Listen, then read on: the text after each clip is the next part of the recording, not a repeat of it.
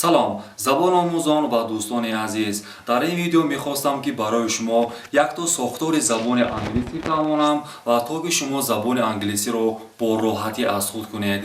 خب Learn English with structure. Structure یعنی ساختار، یعنی زبان انگلیسی رو با ساختار آموزش زبان انگلیسی توسط ساختار آسان و جالب است. خب ما بعضی وقت در زبان تاجیکی میگوییم که دست از عصبانی بردار، دست از روح افتادگی بردار.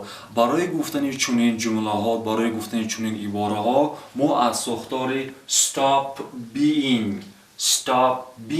استفاده میکنیم و بعد اون یگان تا صفت رو میگذاریم. برای مثال دست از عصبانی بردار. عصبانی با زبان انگلیسی nervous.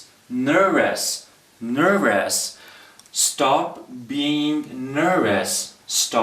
being nervous یعنی دست از عصبانی بردار. دست از تنبلی بردار. تنبل با زبان انگلیسی lazy. Stop being lazy یعنی دست از تنبلی بردار.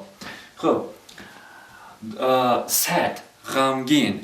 دست از غمگینی بردار. Stop being sad.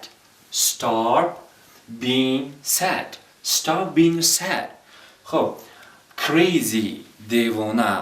دست از دیوانگی بردار یا دست از ابلهی هم بردار. Stop being crazy. دست از خشمگینی بردار. خشمگین با زبان انگلیسی angry. Stop being angry. دوستان و زبان آموزان عزیز، ما چیکار کردیم؟ ما تنها stop being رو در خاطر می‌داریم و بعد stop being ما یک تا صفت رو پیوست میکنیم، همراه میکنیم، یعنی انگلیسی رو توسط ساختار می‌آموزیم. این بود یک تا ساختار با زبان انگلیسی. می‌خواستم که یک تا جمله گویم، شما همین جمله رو ترجمه کرده در کامنتاری نویسید. ما با زبان انگلیسی چه خیلی میگوییم که دست از ابلهی بردار. همین جمله رو ترجمه کرده در کامنتار نویسید و اینچنین یک تا جمله خود رو با استفاده از همین ساختار stop being استفاده بره در کامنتار یک تا مثال نویسید. این بود یک تا ساختاری آسان و جالب در کانال touchenglish.com.